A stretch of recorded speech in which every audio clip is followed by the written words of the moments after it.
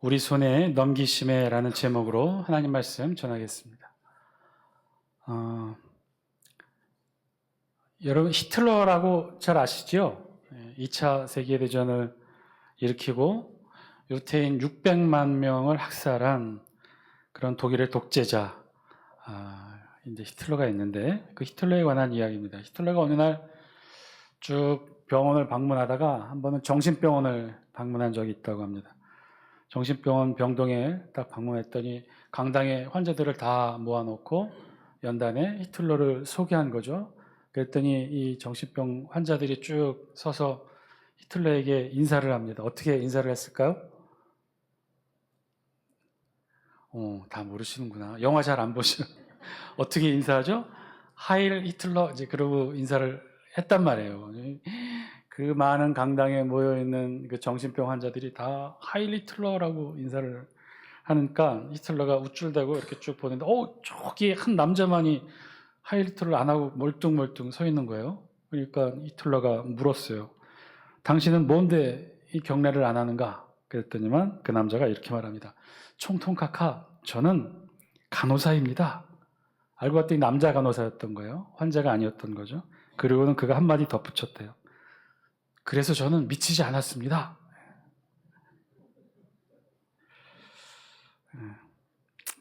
웃어야 되는데 참 우리가 하도 어렵고 힘든 일들을 겪다 보니 웃음이 많이 사라졌죠. 서양에는 이런 광기 어린 히틀러를 대상으로 한 유머가 참 많이 있어요. 그래서 히틀러 하면 미친 자의 대명사쯤으로 알려져 있는데요. 그런데 여기서 미치다라는 뜻, 이 미치다라는 뜻, 히틀러를 두고 미쳤다라고 말한다면 히틀러가 정말 정신 이상 환자였기 때문에 그렇게 표현했을까요? 그거는 아니겠죠.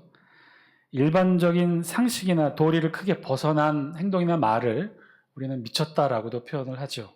아마 그런 의미로 미쳤다라는 표현을 참 많이 하기도 합니다. 너 지금 저 산을 1원 복장으로 올라간다고? 너 미쳤구나. 아주 쉽게 우리는 그런 표현들을 많이 쓰죠. 일반적인 상식이나 도리에서 벗어나는 것. 일반적인 상식이나 도리를 크게 벗어나는 것을 우리가 미쳤다라고 한다면 하늘을 믿고 하나님의 도우심으로 살아가는 우리 이 땅의 그리스도인들도 어떤 면에서는 미쳤다라고 볼 수 있겠죠. 우리 그리스도인들의 삶이 그렇죠. 세상을 살아가지만 하늘을 의지합니다. 하나님을 신뢰합니다. 그리고 하나님 뜻대로 살아가기를 원하는 존재. 그것이 바로 이 세상을 살아가는 저와 여러분들 그리스도인인데, 그런 우리들을 세상은 또 미쳤다라고 말할 수도 있을 것 같아요. 예수에 미친 자들. 그래서 그것이 우리 그리스도인의 삶이고 다른 길은 없다. 오직 예수 그리스도만이 우리를 구원할 유일한 구세주라고 믿고 외치고 주장하고, 그렇게 그리스도의 길, 2000년 이 땅에 오신 그리스도의 길을 기꺼이 기쁜 마음으로 십자가 지고 따라가는 우리들. 충분히 세상은 그런 우리들을 향해 미쳤다라고 말할 수도 있을 것입니다. 자, 그런데 우리가 그렇게 미친 듯이 신앙생활하는 것이 우리만의 생각은 아니죠. 왜냐하면 하나님이 그렇게 우리를 만드시고 이끄셨기 때문에 가능하고, 그래서 우리가 그런 미친 듯이 그리스도인의 신앙생활을 하고 있는 이유이기도 하죠. 오늘 그것을 가능하게 해주는 하나님의 말씀이 기록된 대표적인 본문 가운데 하나가 오늘 우리 본문 신명기 3장에 있는 말씀이에요. 왜 우리가 이 세상에서 미친 듯이 하늘의 하나님만을 바라보며 예수 그리스도의 유일한 구원의 길만을 외치며 살아야 되는지 오늘 본문이 우리 신명기 구약의 언어로 우리에게 설명해 주고 있습니다. 신명기는 전에도 말씀드렸다시피 이 신명기의 신자는 다시 신자라고 그랬어요. 다시 하나님의 말씀을 모세의 입을 통해 선포한 게 신명기의 말씀이에요. 그래서 우리 성경 모세오경에 보면 창세기, 출애굽기, 레위기, 민수기, 신명기 이 5권을 모세오경이라고 하는데, 여기에는 큰 뭉텅이로 보면 하나님의 율법의 말씀을 2번 선포하게 됩니다. 첫 번째는 이스라엘 백성들이 직접 출애굽한 이후 홍해를 건너 시내산에 가서 모세를 통해 하나님의 말씀을 받잖아요. 그게 첫 번째 하나님의 말씀을 받는 과정이에요. 그래서 그 율법의 말씀을 시내산 율법이라고도 합니다. 그리고 또 한 번 반복하여 다시 기록한 내용이 신명기서에 기록되어 있는데 또 거의 똑같은 내용을 다시 한번 기록해요. 근데 이번에는 그런 형식이나 내용을 조금 달리합니다. 이제 모세가 가나안 점령을 앞두고 이제 요단강을 눈앞에 두고 자신은 못 들어가니까 들어가게 될 백성들을 향해 마지막 고별 설교를 하면서 고별 설교의 내용이 뭐냐? 쭉 시내산 율법을 모세의 기억 속에 있었던 그 시내산 율법을 모세의 설교의 언어로 다시 한번 선포하게 되죠. 그게 신명기의 말씀이에요. 그래서 신명기 전체적인 내용은 이스라엘 40년간 광야 여정을 회고하며 모세가 고별 설교로 하나님의 율법의 말씀을 선포합니다. 그래서 주요 내용은 아이고 벌써 눈을 감고 계신 분이 계시네요. 이제 다 지나갔습니다. 이제 중요한 내용은 2장에서 그래서 우리가 지난 시간에도 살펴보았지만 지도 한 장 보여주실래요?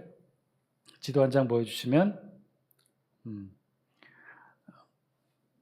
이 남쪽에서부터 이스라엘 백성들이 요단강을 건너야 되는데 요단 동편에 와서 중간쯤에서 이제 요단강을 건너 여리고로 진입하잖아요. 그러기 위해서는 어디를 지나야 돼요? 파란색으로 박스친 에돔, 모압, 암몬을 지나쳐야 되는데 하나님께서 2장을 통해 뭐라고 말씀하셨죠? 저들과 싸우지 말라고 말씀하셨죠. 왜냐하면 저들은 다 누구이기 때문에? 너의 동족이기 때문에. 에돔은 에서의 후손이고 모압과 암몬은 룻의 자손이기 때문에 다 너의 형제이기 때문에 싸우지 말라는 거예요.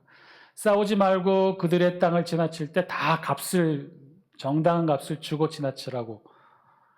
그래서 하나님이 이스라엘 백성들을 40년 광야 생활이지만 어떻게 하셨다는 거예요? 축복하셨다고. 괜찮아요. 하나도 기억 안 나도 괜찮습니다. 비록 지난주에 전했던 말씀인데 하나도 기억이 안 나시죠? 괜찮습니다. 그래서 하나님이 그래서 축복했다는 거예요. 광야, 아무것도 없는 허허벌판 광야에서 40년을 보내면서도 건강하게 잘 먹고 잘 살 수 있도록, 그리고 기꺼이 에돔, 모압, 암몬을 통과해서 갈 때 물값, 양식값, 땅값 통과하는 모든 비용을 다 돈으로 주고 정당한 돈을 지불하고 갈 수 있을 만큼 하나님이 광야 생활 40년 동안 이스라엘 백성들을 축복해 주셨다. 그게 하나님이 축복해 주신 이유라고 지난 시간에 우리가 같이 말씀을 나눴어요. 자, 그렇게 에돔, 모압, 암몬은 싸우지 않고 돈을 내고 그 거쳐만 갔어요. 그런데 다른 민족들은 어떻게 해야 돼요? 싸워야 되죠. 그 싸워야 되는 대상이 어디예요? 아모리족의 나라. 좀 확대를 해주실래요? 가운데 확대를 해보면 이렇게 제가 노란색으로 아모리족의 시혼이라는 곳과 그 위에 아모리족의 뭐예요? 옥. 이건 왕의 이름이에요. 시온 왕, 옥 왕. 그래서 이 아모리족 둘 다 같은 민족이 세운 다른 나라예요. 그래서 위에는 바산이라는 나라고 아래는 헤스본이라는 나라예요. 그러니까 이 아모리족 두 개의 왕국만큼은 이스라엘 백성들이 싸워야 했다고요. 그래서 2장 24절부터 37절까지는 아모리족 속 헤스본 왕 아래쪽에 있는 나라 아모리족 시온, 헤스본 왕 시온과의 싸움에서 승리한 내용, 정복한 내용을 회고하고, 그리고 3장의 1절로부터 11절에는 이제 아모리족 속 위에 있는 나라 바산 왕 옥을 점령하는 내용들을 이제 모세가 회고하며 기록한 거죠. 자, 그래서 오늘 우리가 함께 읽은 본문은 바로 이 내용이에요. 바로 3장의 1절부터 4절까지만 우리 본문으로 삼았는데, 여기에서는 그래서 아모리족 속 바산 왕 옥의 정복을 모세의 회고를 통해 기록한 내용이에요. 그러니까 사실상 이 3장 아모리족 속 바산 왕 옥을 정복함으로 그러면 이제 요단 동편에 있는 나라들은 다 점령한 거죠. 에돔, 모압, 암몬은 돈을 주고 통과를 했고, 그리고 두 이민족 아모리족이 세운 이 바산 왕과 이 시온 왕에 대해서는 전쟁을 통해서 점령을 한 거예요. 자, 그 점령의 내용들을 오늘 우리 성경이 기록하고 있어요. 그래서 사실 오늘 이 아모리족 속 바산 왕의 왕 옥과의 전투는 매우 중요한 전투였어요. 5절에 보니 여기 바산 왕 옥의 경우 그 방비가 이만저만한 것이 아니라고 기록합니다. 우리 5절 말씀 영상을 통해 같이 함께 읽습니다. 시작. 그 모든 성읍이 높은 성벽으로 둘러있고 문과 빗장이 있어 견고하며 그 외에 성벽 없는 고을이 심히 많았느니라. 이 바산 왕 옥의 곳곳에 있는 성읍들이 어떻게 되어 있다는 거예요. 성읍에 높은 성벽으로 둘러 있었다는 거예요. 그러니까 그 자체가 쉽게 함락을 허락할 성읍은 아니라는 거죠. 상당한 수준의 방어력을 갖춘 그런 성읍들이었어요. 그리고 높은 성벽과 함께 뭐라고 그래요? 문과 빗장이 있었다는 거예요. 커다란 성문 두 짝을 가로지르는 빗장. 이건 견고한 형태의 방어적 성벽을 막고 있는 성문을 가리킵니다. 이게 결코 쉬운 상대들이 아니었어요. 만만한 상대가 아니었어요. 38년간 광야에서 방황해야만 했던 이스라엘 민족에게는 벅찬 상대였을 거예요. 그런데 전쟁의 결과는 어땠어요? 대승을 합니다. 우리 4절 영상을 통해 같이 함께 읽습니다. 시작. 그때 우리가 그들에게서 빼앗지 아니한 성읍이 하나도 없이 다 빼앗았는데 그 성읍이 얼마라고요? 60이니 곧 아르곱 온 지방이요 바산에 있는 옥의 나라이니라. 그때 그들에게서 빼앗지 아니한 성읍이 하나도 없었다고 할 정도로 그 바산왕 옥의 나라, 그 위에 있는 모든 나라의 모든 성읍을 다 빼앗았다는 거예요. 다 빼앗고 보니까 60성읍이었다는 거죠. 자, 그래서 이 바산왕 나라를 점령함으로 헤스본 나라와 바산왕 두 나라를 다 점령함으로 요단 땅 동편에 있는 모든 경계들을 다 그어지게 됩니다. 그래서 8절 우리 영상을 통해 같이 함께 읽습니다. 시작. 그때 우리가 요단강 이쪽 땅을 아르논 골짜기에서부터 헤르몬 산에까지 아모리 족속의 두 왕에게서 빼앗았으니. 지도 한 장 보여주실래요? 그래서 요단 동편을 다 점령한 거죠. 에돔, 모압, 암몬은 거쳐 지나갔고 지불을 했고 그리고 꼭 점령해야 될 두 나라, 이 바산왕과 헤스본 왕, 이 헤스본의 나라들 두 왕국을 점령을 한 거예요. 그렇게 되다 보니까 두 개의 경계선상이 세워졌어요. 그래서 이게 초기 이스라엘 민족의 땅을 이야기할 때 대표적인 표현이에요. 밑에는 빨간색 박스 친 부분만 한번 확대해 주실래요? 뭐라고 기록되어 있죠? 보이나요? 잘 안 보이죠. 가운데 빨간 박스만 확대해 주시면 아르논 골짜기라고 되어 있습니다. 그리고 위에 보면 맨 위에 빨간색 박스로 뭐라고 되어 있죠? 헤르몬산. 그래서 초기 가나안 땅의 경계가 저렇게 확정이 됩니다. 밑에서는 남쪽 경계는 아르논 골짜기, 북쪽 경계는 헤르몬산.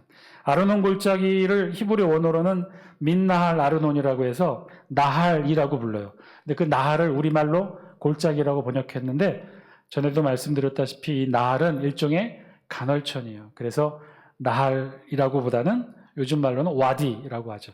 그거는 우기, 비가 많이 오면 그건 하천이에요. 강이 돼요. 그런데 건기 때가 되면 바짝 말라서 그건 이제 골짜기 같이 길로 쓰여져요.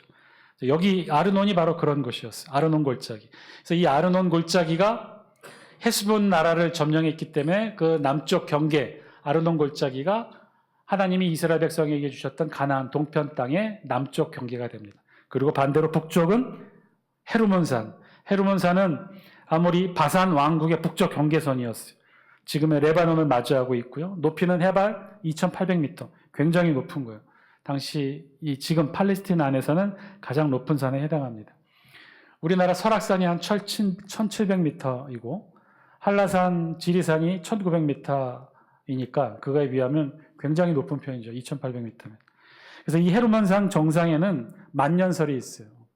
만년설은 한겨울에 내린 눈이 계속해서 봄, 여름 지날 때보다 녹잖아요.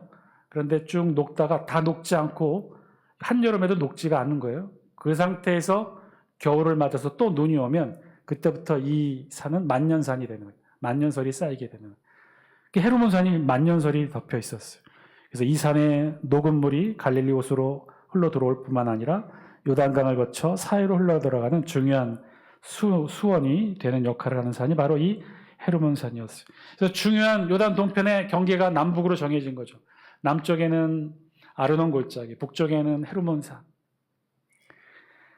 이 요단 동편에 있는 두 민족의 나라를 점령함으로 이렇게 요단 동편을 확실하게 이스라엘 백성들이 취하게 됩니다. 그래서 이제 요단 동편을 확실하게 취했기 때문에 이제 마음 놓고 이스라엘 백성들은 요단 서편, 요단강을 건너 여리고로 들어갈 수가 있게 된 거죠.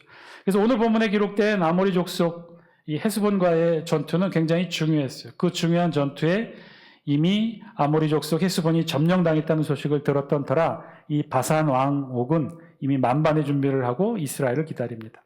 1절 우리 다시 한번 같이 함께 읽겠습니다. 1절입니다. 시작. 우리가 돌이켜 바산으로 올라가매 바산 왕 옥이 그의 모든 백성을 거느리고 나와서 우리를 대적하여 에드레이에서 싸우고자 하는지라. 이미 소식을 듣고 만반의 준비를 다 갖추고 모든 백성 총동원령을 내려서 방비를 하고 있었던 거예요. 지금 이스라엘은 그런 이들과 전쟁을 벌여야 했어요. 이스라엘이 두려웠을까요? 두렵지 않았을까요? 아마 두려웠던 모양이에요. 2절, 그래서 하나님이 이렇게 말씀하셔요. 2절 같이 함께 읽습니다. 시작. 여호와께서 내게 이르시되 그를 두려워하지 말라. 내가 그와 그의 모든 백성과 그의 땅을 내 손에 넘겼으니 내가 헤스본에 거주하던 아모리 족속의 왕 시온에게 행한 것과 같이 그에게도 행할 것이니라 하시고, 하나님께서 이스라엘 백성들에게 두려워 떠는 이스라엘 백성들에게 이렇게 말씀하신 거죠. 그들을 두려워하지 말라. 그러면서 하나님이 어떤 약속의 말씀을 주셨어요? 내가 그와 그의 모든 백성과 그의 땅을 내 손에 넘겼으니. 두려워하지 말라는 거예요. 왜 두려워하지 말라는 거예요? 내가 하나님이 내 대적을 내 손에 넘겼다는 거예요.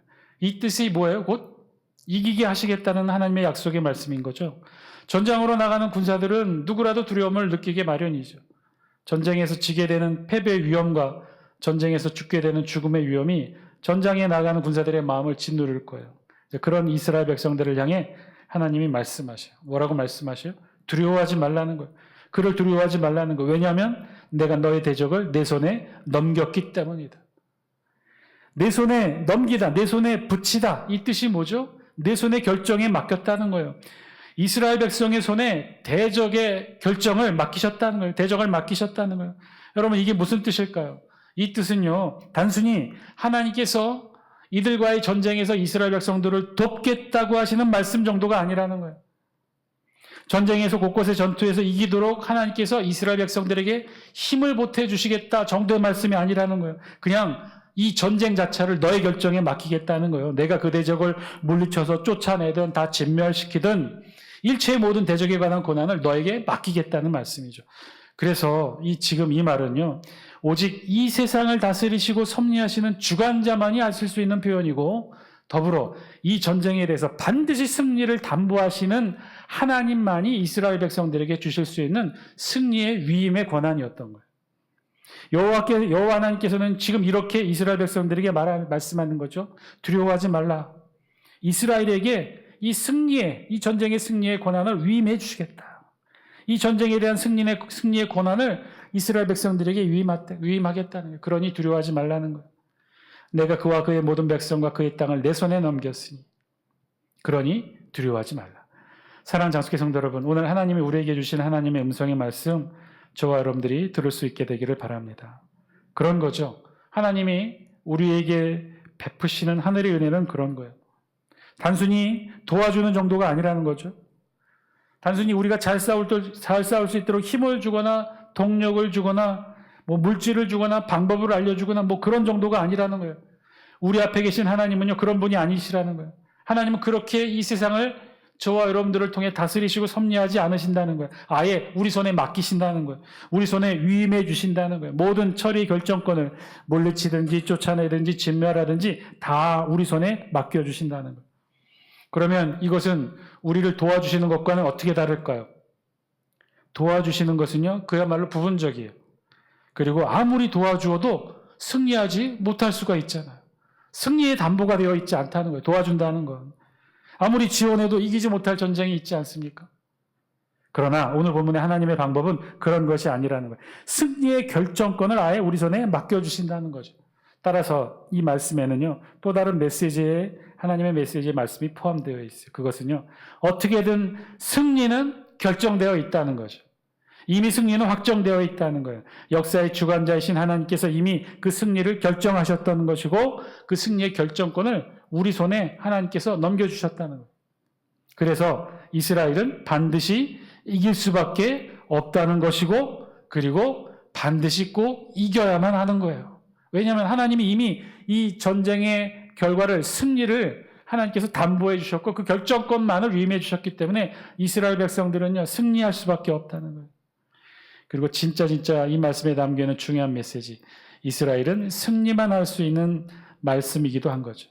패배할 수 없는, 왜냐하면 하나님이 이스라엘에게 승리의 권한을 위임해 주셨기 때문에. 사랑하는 장수교 성도 여러분, 오늘 우리를 향한 하나님의 음성도 이와 같은 줄 믿습니다. 오늘 우리에게도 싸워야 될 대상들이 있죠. 병과 싸워야 하고, 문제와 싸워야 하고, 세상과 싸워야 하고, 우리의 연약한 마음과도 싸워야 합니다. 심지어 우리 자신과도 싸워야 해요. 그런데 이 모든 싸움에 나가야 되는 우리에게도 하나님이 오늘 이와 같은 동일한 말씀으로 우리를 축복해 주시는 줄 믿습니다. 두려워하지 말라. 내가 그와 그의 모든 백성과 그의 땅을 내 손에 넘겼으니. 오늘 우리 손에 하나님 우리의 대적을 맡겨주셨다는 거예요. 여러분, 그러면 끝난 싸움 아닌가요? 어떻게 싸울지, 어떻게 승리할지 그 방법만 고민하면 되는 싸움인 거예요. 그렇게 승리하시는 여러분 되시기를 주의 이름으로 간절히 축원드립니다. 하나님은 오늘도 우리에게 우리 대적을 맡겨주셨어요. 우리의 문제를 맡겨주셨어요. 우리의 싸움의 모든 대상들을 맡겨주셨어요. 그래서 우리가 승리할 수 있게 하나님이 이끄신다는 거예요. 그러니 우리 이길 수 있습니다. 그리고 이미 이긴 싸움이에요. 여러분, 낙심하지 마시고 끝까지 우리 하나님 믿으시고 나가시기 바랍니다. 하나님 반드시 우리에게 승리할 수 있도록 인도해 주실 거예요. 하나님의 위임의 결정권 안에는요, 승리밖에 없어요. 오늘 우리도 이 시간 많은 기도 제목 가지고 나왔죠. 병에서 치유되기를, 오랜 질병에서 이제는 완치되기를, 우리 자녀가 잘 성장해서 하나님께 귀히 쓰임받는 하나님의 자녀가 되기를 기도합니다.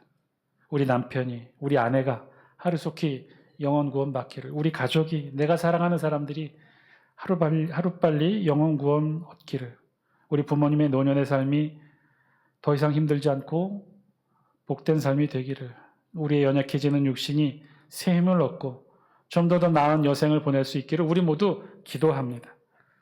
그런데요, 어쩌면 우리의 이 모든 기도의 제목들은요, 우리의 영적 전쟁의 대상이 되기도 할 뿐만 아니라 오늘 이 말씀을 받는 우리도 대상이 된다는 거예요. 하나님이 우리들이 이 문제 안고 영적 전쟁을 하는 동안 하나님이 저와 여러분들에게도 똑같이 말씀해 주신다는 거예요. 두려워하지 말라는 거예요. 너와 그의 모든 대적들을 우리의 손에 맡겨주신다는 거예요. 그러니 우리 이길 수 있다는 거예요. 승리할 수 있다는 거예요. 우리에게도 하나님께서 가나안을 약속해 주셨어요. 우리의 신앙의 길 어쩌면 광야를 지나 지금 요단강 앞에 두고 있는지도 모르겠어요. 최종적인 목적지를 앞에 두고 우리도 쉼없이 달려왔습니다. 지금도 우리에게는 해결해야 될 수많은 기도의 제목들이 있죠. 그런데 하나님께서는요, 그 모든 기도의 제목, 우리가 치료해야 될 영적 싸움 모두 다 우리 손에 다 맡겨주신다 약속하셨어요. 우리 다 함께 2절 말씀 영상을 통해 같이 함께 읽습니다. 시작. 여호와께서 내게 이르시되 그를 두려워하지 말라. 내가 그와 그의 모든 백성과 그의 땅을 내 손에 넘겼으니 내가 헤스본에 거주하던 아모리 족속의 왕 시온에게 행한 것과 같이 그에게도 행할 것이니라 하시고, 그의 땅을 내 손에 넘겼으니, 그러니 우리도 승리합니다. 반드시 이길 겁니다. 반드시 우리를 향한 하나님의 축복의 약속들은 하나하나 다 이루어지고 성취되어지고 해결되어질 줄 믿습니다. 왜냐하면 이 세상의 주권자이신 하나님이 이미 승리의 권한을 우리에게 위임해 주셨기 때문에 그렇다는 거예요. 하나님이 모든 것을 우리 손에 넘겼다는 것, 모든 승리의 결정권을 우리 손에 넘겨주셨다는 거죠. 그러면 우리는 뭐만 하면 돼요? 가만히 있으면 안 됩니다. 우리 무조건 싸워야 돼요. 왜냐하면 승리의 권한을 우리에게 임해 주셨기 때문에 가만히 앉아있는 것도 이건 하나님 뜻이 아니에요. 무조건 나가서 싸워야 돼요. 그러면 하나님 승리하게 우리를 인도해 주신다는 거예요. 우리 기도해야 돼요. 기도하면 하나님이 이루어 주시고 성취하신다는 거예요. 그러면 다 하나님이 이루어 주신다는 거예요. 하나님이 승리의 결정권을 우리 두 손 안에 주셨다는 거예요. 우리는 그것 붙들고 끝까지 싸우면 됩니다. 이게 될까? 이렇게 해서 될까? 아니, 다른 방법으로 해야 되지 않을까? 다른 사람의 도움을 구해야 되지 않을까? 고민하지 말라는 거예요. 이미 승리하신 하나님께서 승리의 결정권을 다른 사람이 아닌 저와 여러분, 우리의 손 안에 주셨다는 거예요. 그러니 그거 믿고 고민하지 마시고 영적 전쟁의 싸움의 현장으로 나가시기 바랍니다. 싸우시고 기도하시고 부딪히시고 그리고 앞으로 나가셔요. 하나님이 이미 승리의 모든 권한과 결정권을 우리에게 위임해 주셨어요. 그냥 싸우면 돼요. 그냥 기도하면 됩니다. 그냥 예배 드리시면 돼요. 그냥 우리의 신앙의 삶을 묵묵히 걸어가시면 돼요. 돌아보거나 좌고우면하지 마시고 하나님 앞으로 나가시기 바랍니다. 좌절하지도 마시고 낭망하지도 마시고 아니 왜 내 마음처럼 되지 않을까? 왜 내 방식대로 되지 않을까? 조급해하지도 마시고 다 됩니다. 단지 내 방식이 아니라 하나님의 방법대로, 하나님의 뜻대로, 하나님의 계획대로 되어집니다.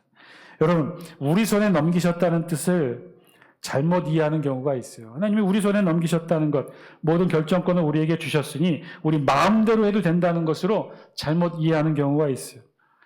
여러분, 그렇게 잘못 이해하시면 안 돼요. 하나님은 우리에게 결정권을 주시긴 했어요. 그런데 그 결정권에는 단서가 있단 말이에요. 어떤 단서예요?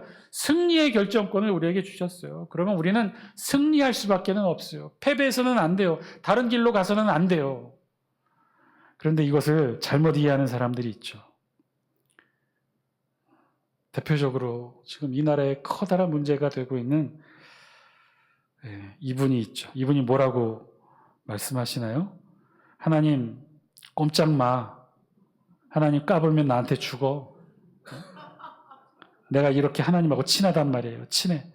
나는 하나님의 보좌를 딱 잡고 산단 말이에요. 대표적으로 하나님의 위임의 방식을 잘못 이해한 사례예요. 하나님께서 우리 손에 넘기셨다고 했죠. 오늘 본문 헤스본 왕 시온과의 전쟁의 승리의 결정권을 이스라엘 손에 넘겨주셨어요. 여러분, 이 말씀의 의미가 뭔가요?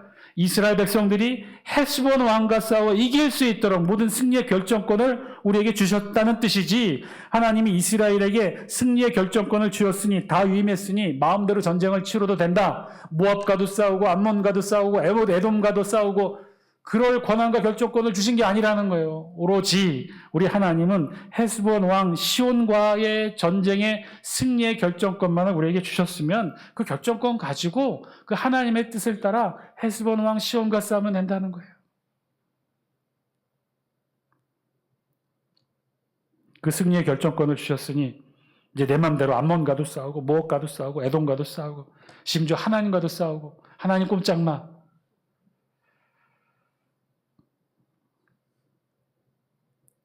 혹시 이렇게 생각하시는 분이 계신가요? 하나님 우리에게 위임하신 것은, 여러분 더 엄밀하게 말하면 하나님의 뜻을 우리에게 위임하신 거예요. 그러면 그 위임받은 우리는 하나님의 뜻을 이루기 위해 최선의 노력을 다해야 되는 거죠. 오늘 본문에서는 하나님께서 이 헤스본 왕과의 싸움을 승리할 수 있도록 하나님이 우리에게 위임해 주신 거죠. 그러면 그 권한 받은 것처럼 그 받은 대로 행하면 되는 거예요. 그러면 우리는 승리하는 거예요. 그런데 마치 우리가 무슨 권한이라도 받은 것처럼 내 손에 주어진 칼처럼 마구 휘도려 된다고 여기는 것, 그건 잘못된 거죠.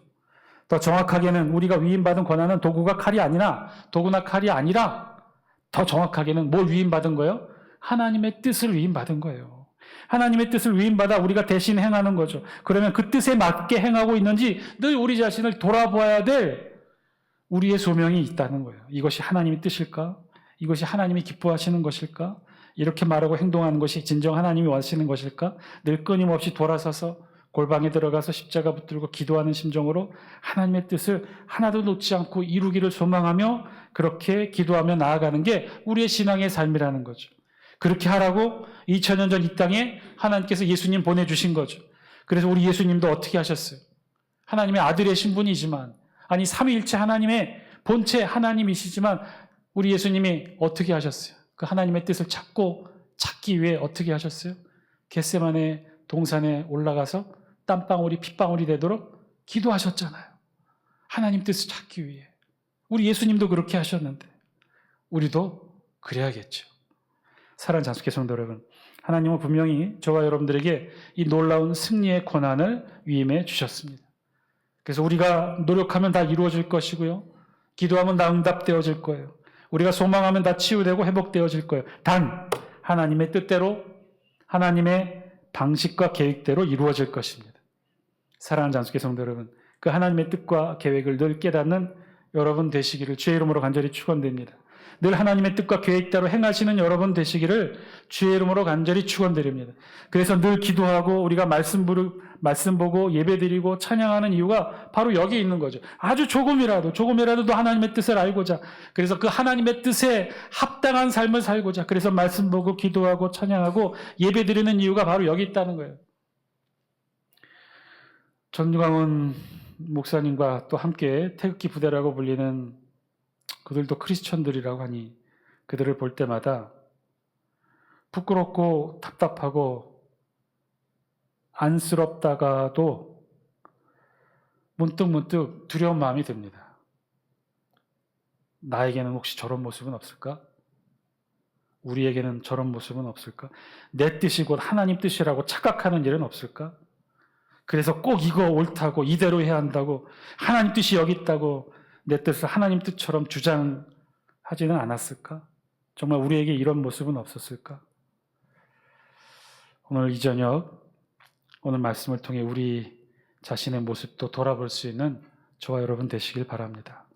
우리는 위임받은 하나님의 뜻을 얼마나 최선을 다해 충성을 다해서 이루려고 했는지 먼저 말씀을 통해 돌아보시고, 그리고 나는 내 뜻을 주장하며 마치 하나님 뜻이라고 여기지는 않았는지, 우리가 그렇게 비난하는 그 사람들처럼 우리도 그런 모습들은 없는지 말씀을 통해 우리 자신의 모습 돌아보시기 바랍니다.